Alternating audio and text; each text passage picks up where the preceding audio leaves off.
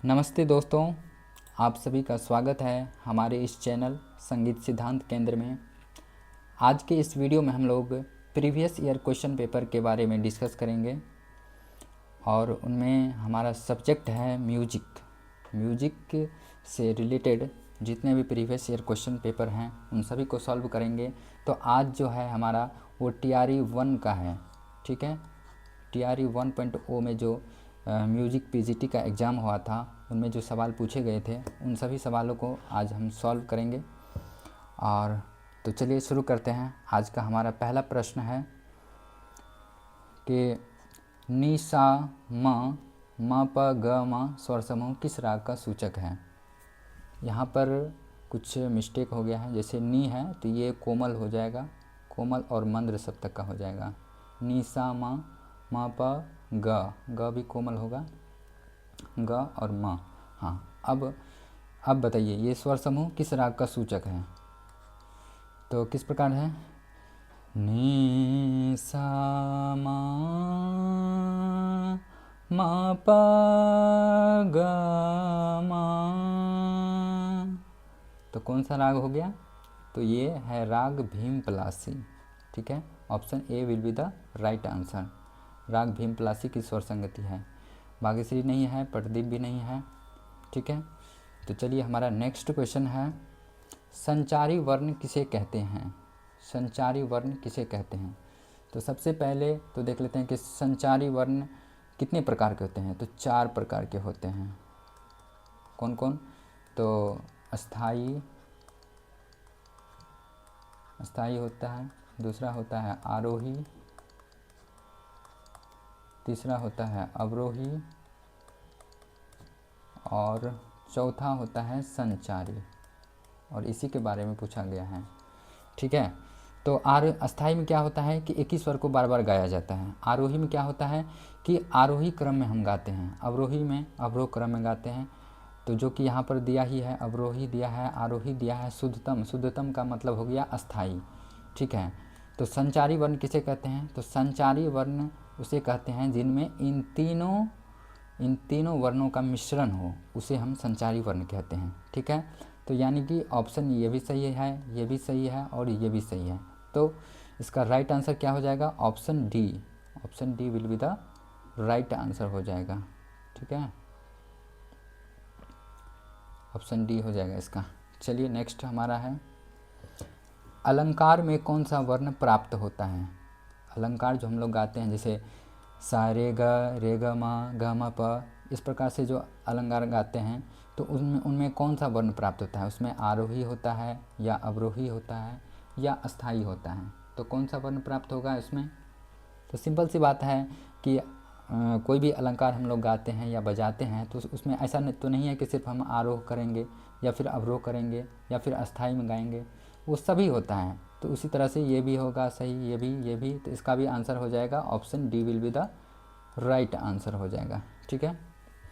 Next हमारा है ग्राम से है कि 4 3 2 4 3 4 2 ये श्रुति व्यवस्था किस ग्राम से संबंधित है। वो षडज ग्राम है या मध्यम ग्राम है या गंधार ग्राम है या एक से अधिक या इनमें से कोई नहीं। तो कौन सा ग्राम हो जाएगा,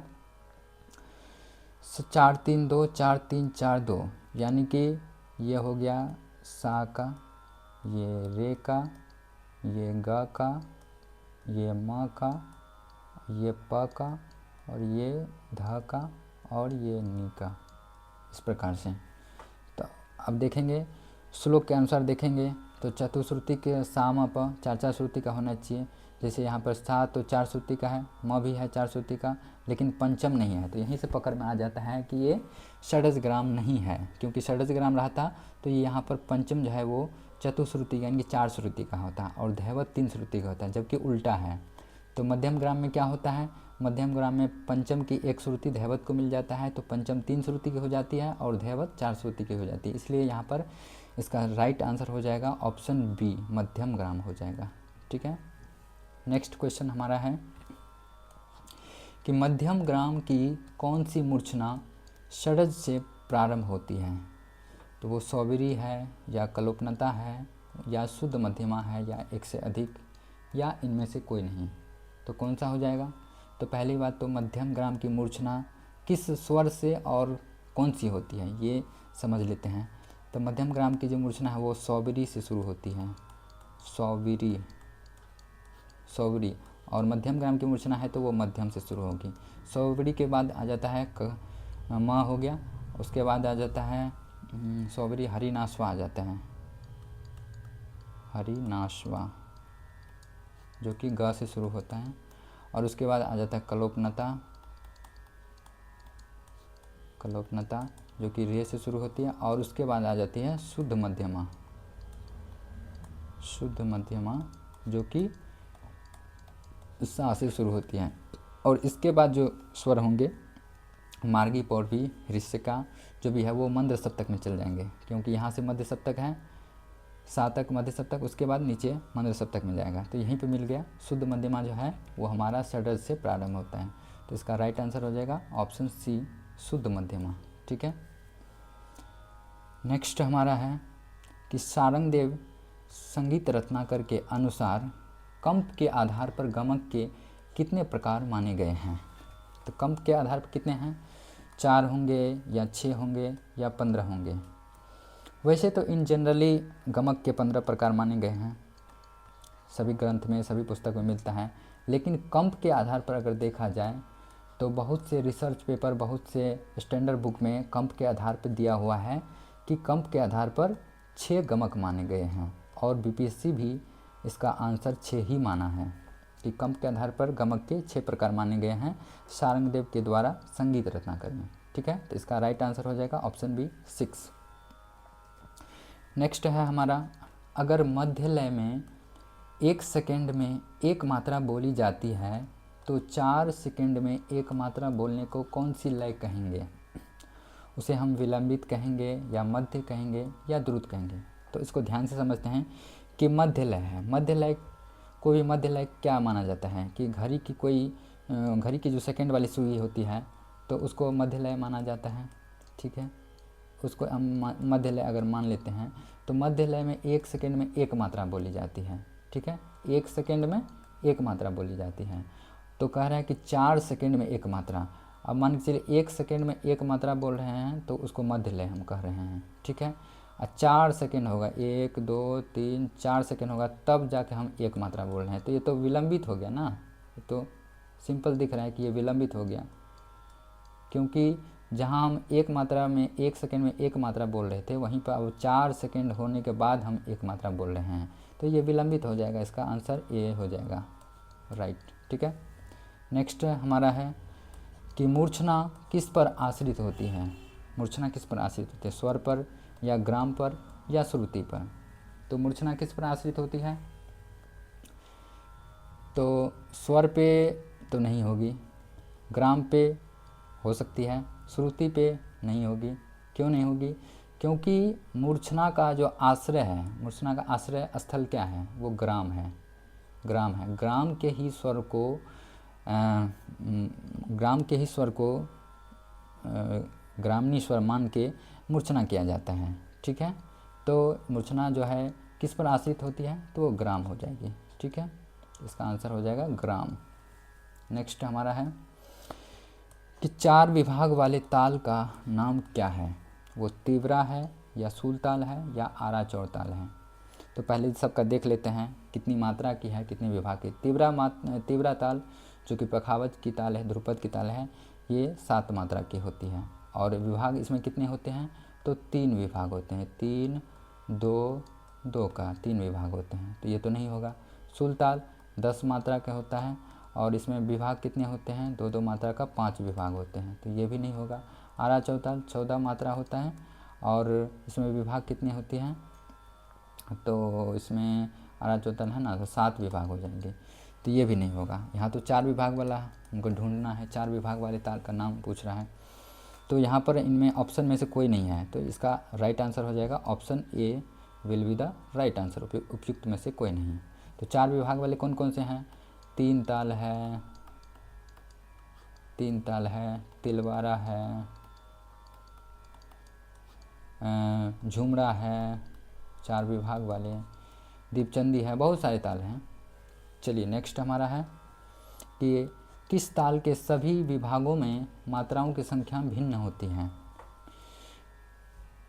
कौन सी ऐसी ताल है जिनमें सभी विभाग में मात्राओं की संख्या जो है वो भिन्न भिन्न होती है। किसी में मान के चलो 2 है, किसी में 3 हो गया, इस तरह से, मतलब समान किसी में नहीं है। तो तिलवारा को देखते हैं तो 16 मात्रा है, 4 विभाग होता है और 4 मात्रा का, तो ये तो समान है, ये नहीं होगा।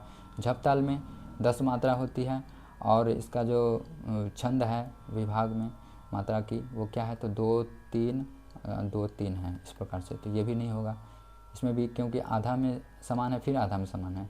तो धमार का देखें तो धमार का 14 मात्रा की ताल है और इसका जो है वो विभागों में कैसे इसमें मात्रा है, तो पहले में 5 है, फिर 2 है, फिर 3 है, फिर 4 है। देखो तो यहाँ पर 4 विभाग है और चारों विभाग में किसी भी विभाग में समान मात्रा नहीं है, तो यही हो जाएगा। वही पूछ रहा है कि किस ताल के सभी विभागों में मात्राओं की संख्या भिन्न होती है, तो धमार है। Option C will be the right answer. Next हमारा है राग भैरव का संप्रकृति राग क्या है। सिंपल सा क्वेश्चन है। तो नट भैरव होगा, नहीं होगा। कलिंगरा होगा, बिल्कुल होगा। अहिर भैरव, ये भी नहीं होगा। तो इसका राइट आंसर हो जाएगा ऑप्शन बी कलिंगरा।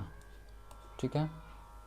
नेक्स्ट हमारा है कि संगीत रत्नाकर के प्रारंभिक 14 श्लोकों में किसका वर्णन किया गया है। ये क्वेश्चन थोड़ा सा डीप लेवल का है। ठीक है, तो इस पे हम लोग देखते हैं। तो ये संगीत रत्नाकर के प्रारंभिक 14 श्लोकों में किसका वर्णन किया गया है, तो संगीत रत्नाकर का है या लेखक का है या लेखक व आश्रयदाता का है या एक से अधिक। तो इनको अगर हम अच्छे ग्रंथ स्टैंडर्ड बुक पढ़ते हैं तो वहाँ पर हमको ये चीज़ पता चलता है कि वहाँ पर जो है लेखक व आश्रयदाता इन दोनों का उल्लेख है। ठीक है, तो इसका राइट आंसर हो जाएगा option C will be the right answer. Next question हमारा है कि कौन सा राग मध्याह्नकालीन राग है। केदार है या देश है या भीमपलासी है। तो केदार तो रात्रि का प्रथम प्रहर हो जाएगा, तो ये तो नहीं है, रात्रि का फर्स्ट प्रहर हो जाएगा। देश रात्रि का दूसरा प्रहर हो जाएगा, ये भी नहीं होगा। भीमपलासी दिन का तीसरा हो जाएगा, तो यही हो गया दिन का तीसरा प्रहर, तो यही हो गया मध्याह्नकालीन राग। तो option C will be the right answer हो जाएगा। नेक्स्ट हमारा है कि संगीत रत्नाकर के में मार्ग रागों के अंतर्गत राग वर्ग में रागों की संख्या कितनी है। तो 10 है या 20 है या 30 है। तो संगीत रत्नाकर में जो 10वीं राग वर्गीकरण किया गया है उससे ये सवाल बना है। तो 10वीं राग वर्गीकरण में क्या किया गया है, तो 6 प्रकार के मार्गी राग बताए हैं। एक मिनट, 6 प्रकार के मार्गी राग और 4 प्रकार माने हैं देसी राग के। ठीक है, जिनमें से ये जो है राग वर्ग के में रागों की संख्या पूछ रहा है। तो राग ये हो गया, इसमें राग आता है, उपराग आता है और भी बहुत कुछ है। तो राग का पूछ रहा है कि राग वर्ग में रागों की संख्या कितनी है। तो राग कितनी होती है, तो राग कितनी मानी गई है, तो उसमें देखा जाए तो कितनी है, तो 20 हैं। ठीक है, और उपराग कितनी है, तो 8 है। भाषा 96, विभाषा इस तरह से सभी है। तो इसका राइट आंसर हो जाएगा ऑप्शन बी 20। ठीक है। नेक्स्ट हमारा है निशंक वीणा का उल्लेख किस ग्रंथ में प्राप्त होता है। संगीत रत्नाकर में या नाट्यशास्त्र में या संगीत पारिजात में या एक से अधिक या इनमें से कोई नहीं। तो इसका राइट आंसर क्या होना चाहिए, सबसे पहले नाम से ही पता चल रहा है कि निशंक उपनाम किसका है, तो पंडित शारंग देव का उपनाम है निशंक। ठीक है, तो ये किन के ग्रंथ में मिल सकता है, तो सिंपल सी बात है कि संगीत रत्नाकर में पंडित शारंग देव जी के ग्रंथ में ही मिलेगा निशंक वीणा का उल्लेख। ठीक है, तो इसका राइट आंसर हो जाएगा ऑप्शन ए संगीत रत्नाकर। ठीक है, आज का हमारा यह अंतिम प्रश्न था और आशा करता हूँ कि आप लोग को अच्छा लगा होगा। इसी तरह से 15-15 क्वेश्चन करके डेली प्रीवियस ईयर क्वेश्चन को हम लोग सॉल्व करेंगे।